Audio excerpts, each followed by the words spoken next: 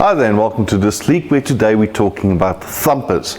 Now this is I really was wondering whether or not I should make this video or should say anything at all, because what's been happening now recently is that on social media, specifically on Facebook, a lot of people have been selling not just stills but parts of stills, their own little designs and own things that they make, and they've been selling that. Now please note, selling a still in South Africa, if you're not a registered still manufacturer, is illegal, but there is a slight grey area when it comes to parts for stills.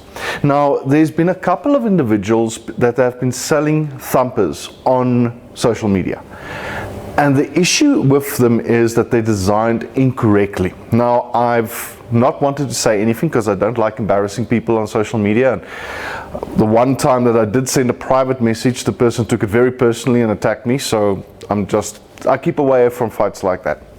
But there is a danger factor here, not a big danger, but I mean, firstly, you're selling something to somebody that's not going to work properly. Secondly, if they're not careful, something could go terribly wrong. So I thought, let's just quickly talk about Thumpers and how they work and what they're used for.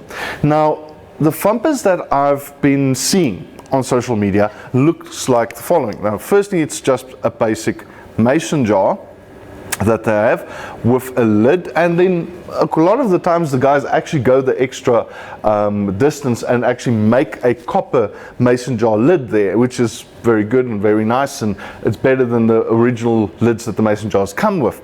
But then what they do is they take the column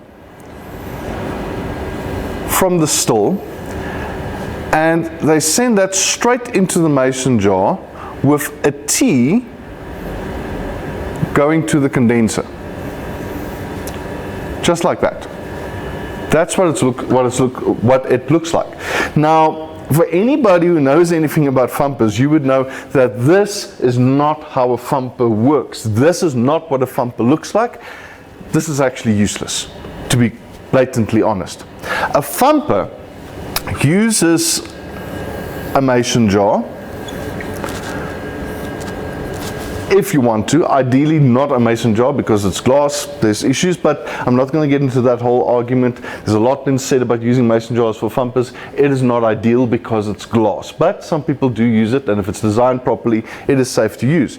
But what you do is you take the vapor from the column, and that goes down into the Thumper, into the container, whatever that container may be, a mason jar or whatever else. This pipe here is then in a layer of liquid, and then here from the top above the layer of liquid you've got a separate pipe going out to the condenser. Now the reason for this, and this is the original reason for a Thumper, if you send your vapors up through this column into the liquid at the bottom. Now this liquid is normally water, or traditionally water. We'll talk about putting mash in there and other things just now. But into this water you're now sending the steam, and what's happening now is that you're having a cycle of evaporation, condensation happening inside this liquid. Now, a cycle of evaporation, condensation. Those of you that's done training with us, whether you've done the C1 Introduction to Distilling course or the C10 Comprehensive Distilling course, you would be very familiar with this, which is our phase diagram. Now, a phase diagram is a mathematical representation of what happens during distillation. So if you take your fermentation at whatever percentage it would be, let's say 15%, it evaporates at 91 degrees Celsius, and it condenses, comes out at around about 60-65%. That's a cycle of evaporation condensation. Now every cycle of evaporation condensation that happens, the purity increases. And the more cycles of evaporation condensation that takes place inside your still, the stronger your product is, the higher the ABV percentage is when it comes out the other side. That is what reflux is. Cycles of evaporation condensation. And that is what happens inside a thumper. Because of this liquid layer inside the thumper, the steam condenses back to liquid. The purity has now increased, and now with the addition of heat, because remember there's heat transfer taking place here, as this heated steam condenses back into a liquid state, that heat energy has to go somewhere, and what it does, it heats up this liquid here.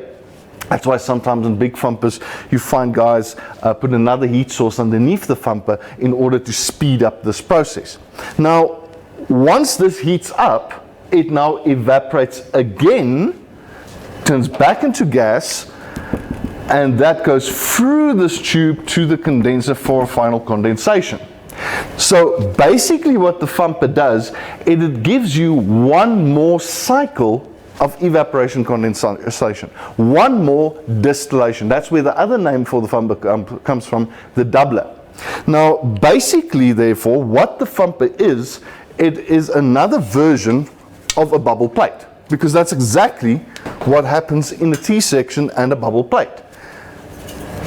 The vapors pass through the bubble plate, condense on top of the bubble plate because of the temperature differential, because of the height difference inside the column, and this layer of liquid inside the bubble plate forces another cycle of evaporation condensation. And therefore every T-section, every bubble plate adds another distillation into the process. Now, as with a T-section, same with a thumper, this cannot be too full. If the liquid level gets too high, even on a bubble plate, if the liquid level gets too high, and that's why we have the sight glasses on the T-sections, if we see that the liquid level rises, then we know we're flooding the level. That's what it's called, flooding the level, and that means that the reflux on this level is not running properly, because there's a mathematical calculation, a balance between the level of the liquid on each level and the space above that level. That gives you the right amount of reflux. If there's too much liquid inside the level, then you don't get proper reflux. And the same thing happens with the thumper. If you add in too much liquid in here, if you're running your still too fast and the thumper fills up, then you're going to have a problem, because you're not really going to get any reflux, and you could just be pushing it through. That's why, although yes, I don't like the mason jars from a safety point of view, the nice thing about them is because they're glass, you can actually see what's happening inside your thumper, and you can therefore avoid any problems. Now, as a rule, I don't like thumpers, because there are better and easier ways to achieve high reflux. Just extending changing the shape of your vapor chamber, using for instance a conical shaped vapor chamber where it's higher, so you get more reflux because of height, using another shape which gives you more reflux, more surface area, putting in plates, using a column. If reflux is your goal, if higher purity is your goal, there are easier and safer ways than using a thumper to achieve that goal. But there is one benefit of using a thumper, and that is infusion. Now, those of you, again, that's done training with us, you would know that there are basically three, you could say 4 types of infusion. There's direct infusion, otherwise known as maceration. There's indirect infusion, where you use a direct infusion or maceration as a flavorant, as a concentrate, as an essence, basically. There's vapor infusion, where you put the botanicals in the vapor path of the still, so that the vapors passes through the botanicals and extracts the botanicals, or extracts the flavor from the botanicals. And then you've got infused distillation, where you put your botanicals inside the boiler and then you distill while it's soaking. Normally it would macerate beforehand, and then you distill those flavors out. Those are your 4 main processes of infusion. But all of these, with the exception of infused distillation, does not really allow you to infuse liquids. Vapor infusion, it's solids in there. Maceration, it's solids as well. Because if you're adding a liquid into a spirit, you're just adding a flavorant, adding an essence. It's not going to work. Infused distillation, yes, I could add a liquid into the spirit and then distill out that flavor with the spirit. That can be done. But none of the other infusion processes allows you to infuse a liquid. Now, what type of liquid am I talking about here? Well, let's say you're making a peach brandy or peach eau de vie or mampoer here in South Africa, and you want to increase that peach flavor. If you didn't get enough from your fermentation, you might then want to infuse a peach juice. Put a peach juice in there and distill that flavor out. And it works. It transfers very nicely depending on the still that you're using. It does work. But if you're going to put it into the boiler, especially if it's a boiler like this one, for instance, that's got direct heating element inside the liquid, and now you're putting a thick peach juice in there, and it needs to be thick. It's something that we've over the years definitely discovered, is that the thicker the juice, the better the flavor transfer comes. A very thin juice, like a shop-bought juice, shop-bought grape juice, for instance, you don't get a lot of flavor through there. It's been overly processed. But the thicker the juice, the more flavor you get. So a thick apricot juice, peach juice, it gives you a lot of flavor. The issue with that, however, is you're putting a thick juice into a liquid with a direct element or direct heating, and that can lead to scorching and burning, of course, because of the sugars inside the juice on the element. You're going to get caramel flavors forming due to the Maillard effect. There's all kinds of things, that problematic issues with adding the juice into the boiler. However, if you use the thumper, you can put juice inside the thumper, and now you're just sending the vapor through the juice. You're still getting the doubling effect, you're still getting the secondary distillation that happens inside there, but more importantly, this vapor is now pulling out more flavor and carrying that through into your final distillate. So using the thumper for liquid infusion, yes, that I fully support, and there isn't really anything else that I'm aware of that can do that as effectively as a thumper, but it's not efficient for just increasing reflux. Now, that's the thumper and how it works. Now, why does this system not work? Why am I against this design? Because basically what you're doing, you've got one pipe going in and out. It's like blowing and sucking through a straw at the same time. You can't do it. You can't do that. So basically what's going to happen is the vapor is going to go through. And yes, in the beginning, you're probably going to see vapors going down, because vapor is going to follow the path of least resistance.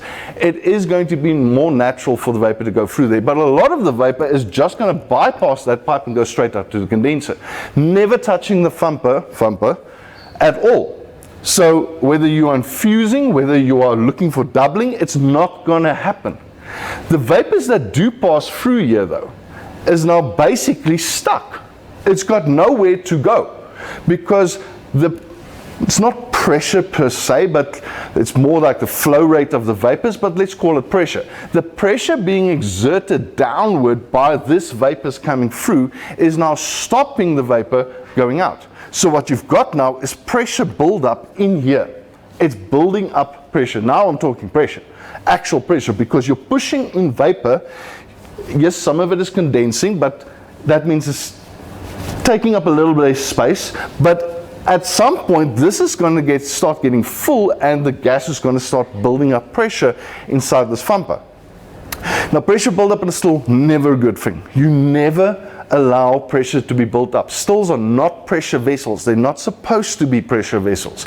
You should always be open to atmosphere. That's why I don't like ball valves. I don't like valves. I don't like anything that can close off a vapor path. Yes, unfortunately, with bigger stills, multi-column stills, hybrid stills, and so forth, we're forced to work with ball valves, because that's what they meant for. That's why we use those stills, is to do different types of distillation. You would have seen that in the previous video. But the issue comes in that if it's not properly run, it becomes dangerous. I mean, we've been doing this for years, and we've had some serious incidents, not major accidents or anything, but we've had a couple of close calls, either because of a faulty valve, or a valve that wasn't set properly, a valve that wasn't installed properly. Things like that happen. And it's dangerous. And even if you run the still perfectly, the moment you're dealing with valves, you're dealing with vacuum buildup in certain pipelines and so on, it's not a good thing. It's not It's not easy to work with. So as a rule, no valves, nothing. If you can avoid it, it just makes it still easier to run. So no pressure buildup. But now, because of this design being faulty, you can get a pressure buildup. Now, it's not that serious. It shouldn't be, because there's going to be a point where the pressure inside this thumper is going to be more than the pressure exerted by the vapor flow going down. So these vapors will now pass through. But it's ineffective. It's not what a thumper is supposed to look like. It's not how a thumper is supposed to work. And it is potentially dangerous. So please, if you are building these, if you are following this design because you saw it on social media, or if you bought one, please modify it. This is not how a thumper is supposed to work. This is how a thumper is supposed to work. So, I hope this has been helpful. I hope you understand more now about how thumpers work and what they're used for. And please be safe when you're building your own stills or when you're building stills for other people.